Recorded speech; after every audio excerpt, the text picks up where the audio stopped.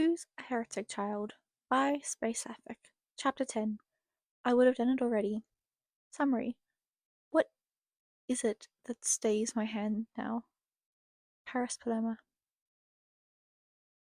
Upon laying eyes on his collapsed form, his first assumption is that the prince is dead. The boy is cramped into the smallest compartment of the ship's hold, chained to the wall and dosed on some strange concoction produced in Diagon Alley. Whatever riddle had given him is strong enough to keep Regulus's breathing shallow and Barty in suspense as to whether the prince will succumb to respiratory arrest under their supervision. He and Evan watch over their new guest under the strict instructions of keeping him alive, chained and drugged. Barty absent-mindedly twirls the vial of rich burgundy liquid, scrutinizing the prince's slackened face. Head lolled to the side, lips parted, lashes casting dramatic, spindly shadows across the apples of his cheeks. It's like a twisted version of Sleeping Beauty. What do you think they gave him? He mumbles. The contents of the vial swishes back and forth with each flick of his fingers. 3 drops per mouth, no more, no less. Evan looks up from his place, leaning against the far wall. He shrugs at the question. Dark blonde brows raised in indifference. Evidently, his curiosity, or lack thereof, isn't eating away at him like it is Barty. Uncorking the vial, he holds the open tube below his nose and inhales, the faint turpentine smell wafting through his nostrils. Maybe the vial is promptly plucked from his hand. Buzzkill. Evan's chastising him, but it fades into the background as he mulls it over. Is it poison? A simple sedative? Why would the prince need it when he's already chained up? Barty notes his delicate features and lithe stature. Would he actually pose the risk of breaking out? Overpowering whoever's taking watch without a weapon? To Barty, joking the boy seems overkill. But if he's learned anything, it's that Riddle wouldn't overestimate someone to such an extent. This is a case of precaution, not paranoia. Fucking hell, B, are you listening? Evan's annoyed tone filters back through his consciousness. Yes, he voices back flatly. Don't ingest unknown vials of liquid. Yada yada, potentially poisonous, blah blah blah. I wasn't actually going to do it, he groans. Evan regards him with an unimpressed look because they both know the truth. He absolutely would do it. Worst case scenario, he'd be in a similar state to the prince. Best case scenario, he'd have the trip of a lifetime. The sound of heavy chains dragging across the splintered floor steals both their attention. The prince is shifting, eyes flitting rapidly behind closed, veiny lids. A few minutes of him fighting for wakefulness pass before bleary green eyes blink open, gaze half-lidded and unfocused. Siri? Is the first thing he croaks out, voice rough from disuse and dehydration. Nope, Evan replies, kicking off the wall and striding towards his hunched over form. He crouches down, pinching the boy's chin between his fingers to tilt the prince's head up. He flicks open the vial, tilting it so drops of blood-red slip past parted lips. The effect is immediate. Regulus's pupils dilate back, black eclipsing thyme-colored irises. His body relaxes, sinking further into the floor as if his limbs are weighed down by lead. Still with us, princess? Barty questions.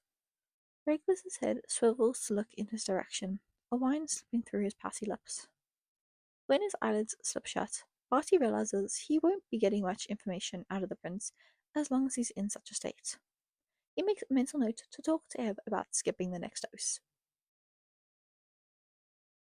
The first thing he notices upon waking up is the conspicuous disconnect to his powers. For as long as he can remember, he's always been in tune with the water around him as if it were a sixth sense, always aware of where it was, how its energy moves, its strength, how it can be manipulated. He feels the tides just as he feels his own heartbeat. Maybe it's not always at the forefront of his mind, but if he tunes in with his own body, it's always present. The fact that he can't feel us at all right now is as disconcerting as suddenly losing his sight or hearing. Sleeping Beauty finally wakes. Regulus jolts in response to the raspy timber. A man, lean with wild, chestnut-colored waves spilling over hazel eyes, slinks closer.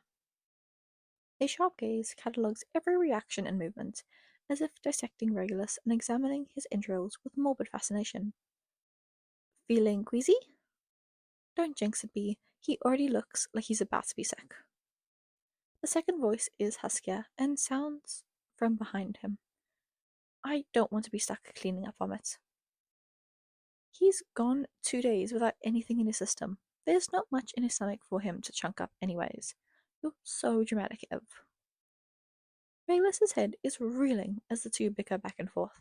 He tries to keep a calm facade while in their presence, but the gravity of the situation makes it near impossible. The man referred to as B notices first, cocking his head to the side and stalking closer, chin tilted down and shoulders stiff. What's got your knickers in a twist, doll? He needs to get back to the crew, back to James, back to Siri. With each question he throws at the two strangers before him, he's met with Ev's silence and B's deflection. Where is he? Aboard a ship. Are they with Riddle? Silence. Where are they taking him? Nothing. It's infuriating. The two boys are close to his age and don't seem as inclined to cruelty like the rest of Riddle's entourage, so at the very least he doesn't have a reason to be fearful of their presence. On the downside, they're obnoxious. Eventually he grows tired of the senseless back and forth, but B doesn't allow the conversation to drop just yet. Now that all your questions are answered, you didn't answer shit. What exactly is this?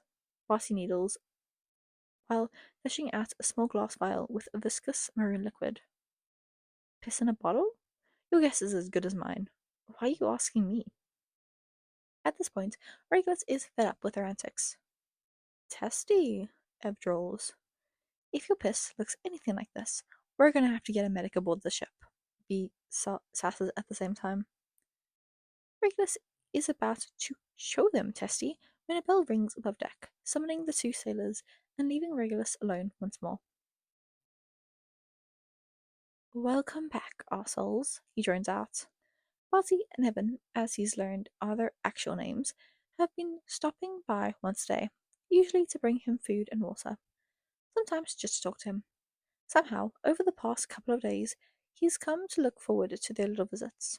It's the only thing breaking the monotony of his day to day and keeping him distracted from the sheer anxiety of his impending doom. All this considered, they're not the worst. Unbeknownst to Riddle, they've stopped giving him whatever that red elixir was, and since it's passed through his system, he's been able to feel the hum of his powers again. Comforting, but ultimately unhelpful in his current position. The iron shackles still burn his skin, but Evan brings an ointment every so often that soothes the sores they leave around his wrists. Maybe it's just a case of Stockholm Syndrome, but he really does think being a hostage could be significantly worse. He's laying on his back, staring up on his ceiling, but the lack of greeting as the steps come closer has him feeling uneasy. He sits up, whipping his head around to face them. A snarky comment about how rude it is to ignore people when they talk to you at the ready, but the words get caught in his throat when he realizes who's in the room with him. Such ugly words for someone of your social standing, Regulus. Despite the time spent aboard his ship, Regulus has yet to see Riddle until now. The Admiral takes measured steps, the echoing click of his heels like a countdown to catastrophe. Such impudence from someone of your ranking, Tom. Don't you know it's insolent to refer to a royal by anything but their title? He sneers back. Riddle bristles at the use of his first name, but quickly recovers from the slip-up by the time he's a few paces away from Regulus, forcing the younger to tilt his head up to keep eye contact with him. You've been away from home for a long time, Your Highness. His cadence is just as unhurried as his stride, allowing the words to settle between them. Regulus has zero intentions of entertaining this conversation, and Riddle doesn't particularly seem to care whether or not he bothers with responding. In fact, the other appears to be more keen on studying his behavior. When carmine-colored eyes settle on the irritated skin of his wrist, Regulus shifts uncomfortably, unable to hide the injury from the icy stare. A chill crawls down his spine as he watches an eerie grin creep across the Admiral's thin lips. Riddle doesn't say much more, nor does he share the reasoning behind the self-satisfied smile when he finally departs from the room. He's interesting, Barty mentions offhandedly for the nth time since last checking on Regulus.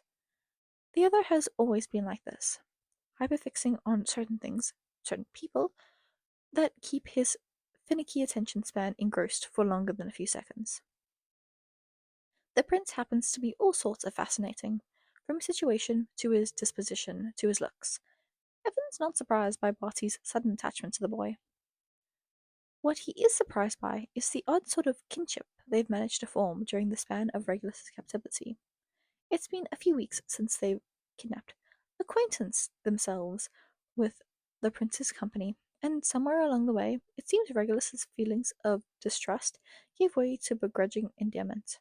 Not that Evan could ever imagine the boy admitting it. They enter the hold to find Regulus in his usual spot, chained to the wall, looking particularly pissed off. "Where the hell have you two been?" he asks, every bit the haughty, entitled prince Evan had initially expected him to be. Evan finds it a little heart-touching that he missed their company, even if out of boredom. Barty spots a wild grin on his face upon hearing the other's vexed inflection. "Not all of us can sit around all day, you know," he responds, while making his way over to throw himself onto the floor beside Regulus. "If that's how you truly feel, by all means, go ahead and let me out," he snarks back. Barty locks eyes with Evan, raising a questioning brow. Here's the thing. The two of them have discussed getting Regulus out of here. Evan wasn't particularly keen on the idea of becoming a murderer, Queen's orders or not, and now that they've formed an odd sort of friendship with the other boy, despite the strange circumstances, the idea of following through with their plan, which was never truly concrete to begin with, or abandoning him to Riddle's devices, is no longer an option. "Actually," Evan's voice, slowly approaching the other two in the room and settling before them in a squat. Despite the ruckus going on above deck, he keeps his voice low. "We have something to tell you." At this, Regulus perks up. Evan takes a steadying breath. It's now or never. It's strangely cathartic, finally telling him everything. The lack of surprise when he discloses the Queen's orders to have the princess killed is unsettling, to say the least, but it does ease the heavy weight of guilt that has been residing over Evan's consciousness for the past couple of weeks. In turn, Regulus discloses what happened the night of the king's death, what his father had been planning to do, what Riddle had been helping with. Regulus's status as a halfling, though shocking, actually clears up a lot too. In this day and age, fairies are mostly only alive in legend and superstition, beings that have been hunted near to the point of extinction. Evan never would have thought he'd come across one in his lifetime, but it explains why Riddle was adamant that the chains cuffing the boy's wrists were made of iron, why he insisted Regulus be given the contents within that vial every day. When he first smelled the tincture, Barty had hypothesized that the content was St. John's wort, but had then raved about how, despite the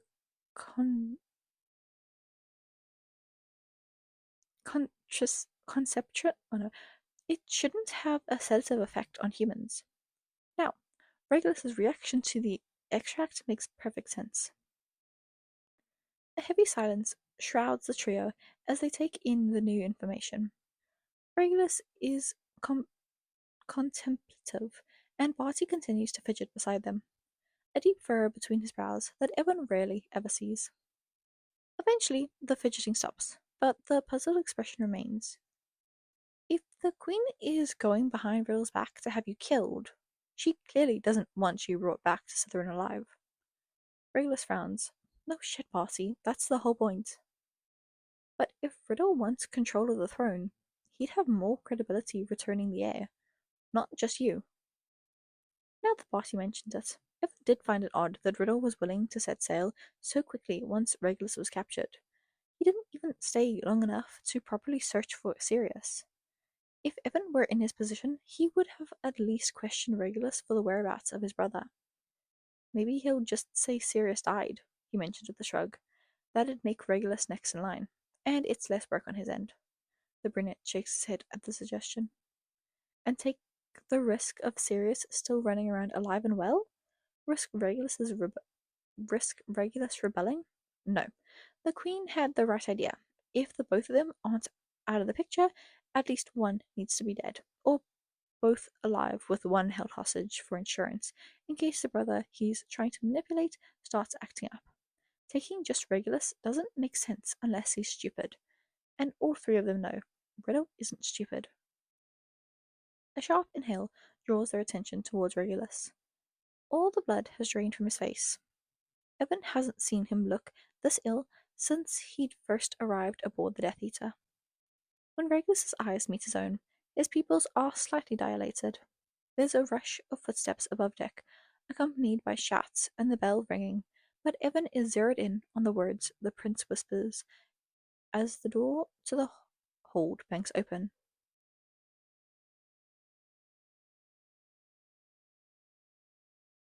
The Horcrux.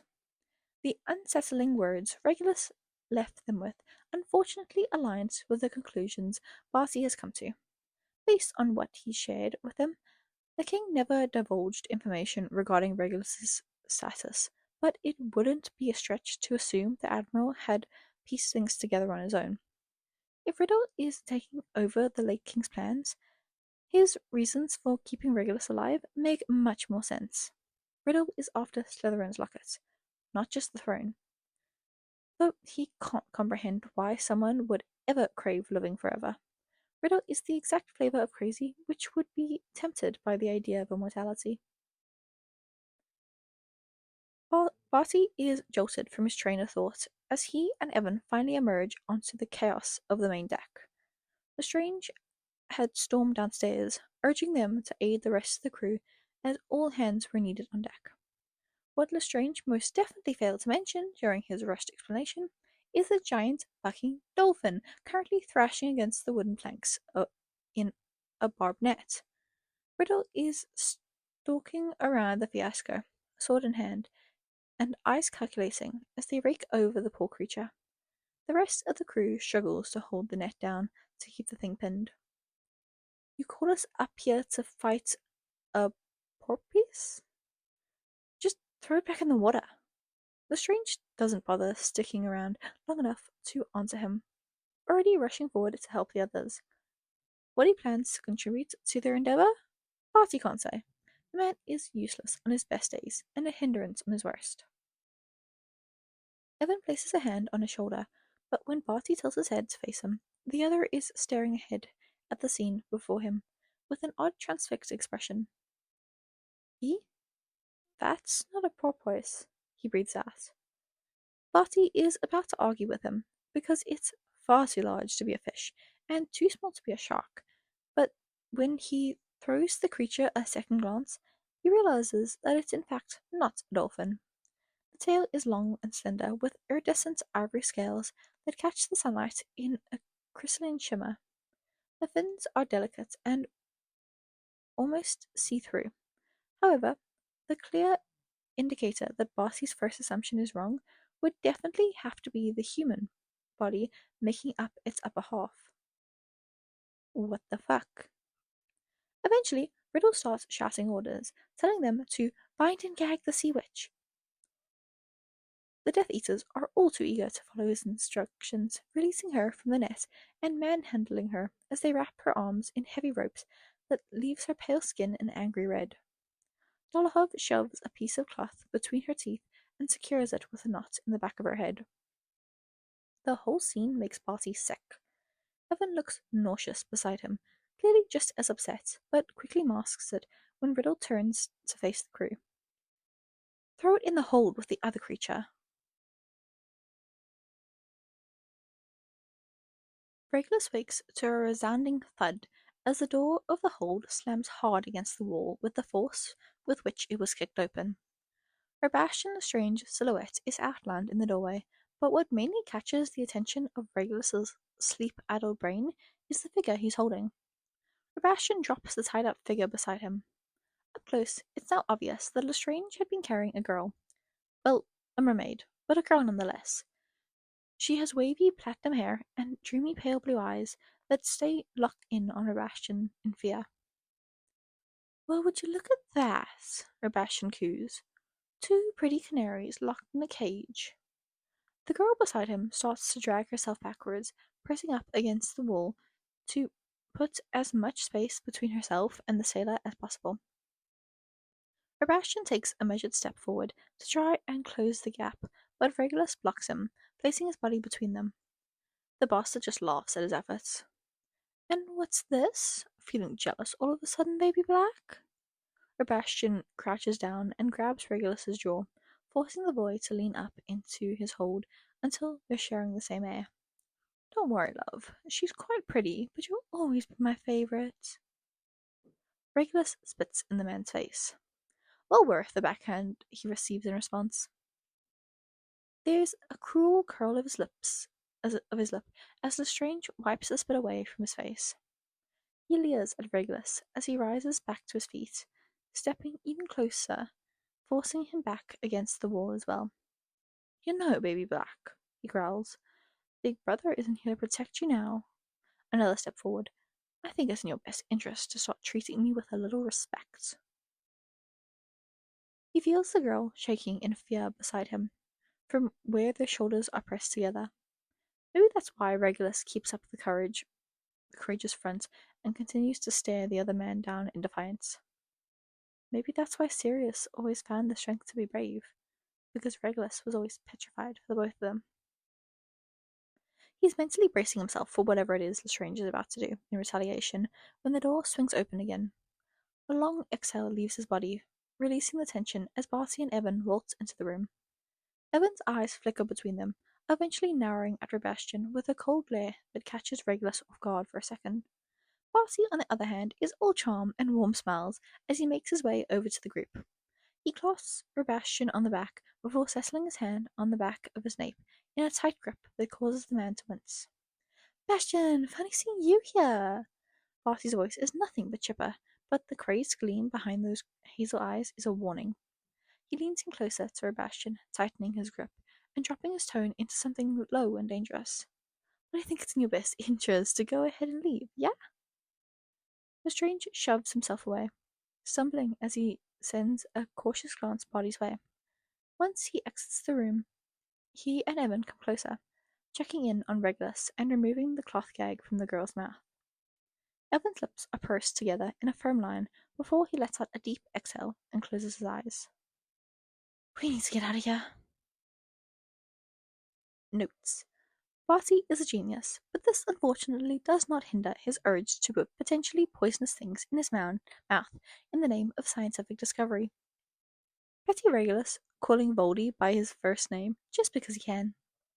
Pandora appearance! I'm so excited to get into her story. Sebastian disgusts me, and trust, I have plans for him. Woo! Okay, so that is the end. I love this. I was actually so sad when I realized I was at the end of this chapter, which doesn't happen normally because my voice is dead. So I was like, oh god, I can't wait to get to the end of this. But I was like, no, what do you mean it's over? Anyway, I love this. I love them. I love these little guys. I love the situation. Okay, I do not love the situation because I don't know how ideal it is to kind of just be stuck as like a prisoner on a ship that kind of wants you dead. That's not exactly fun. But the rest of it's fun. I love these four now. We get the Skittles, Slytherin Skittles. They're not exactly Slytherin. They're just the Skittles in this one, I guess. Anyway, tell me what you thought about this chapter because it was so fun. I hope you enjoyed. I will see you in the next one. Bye bye.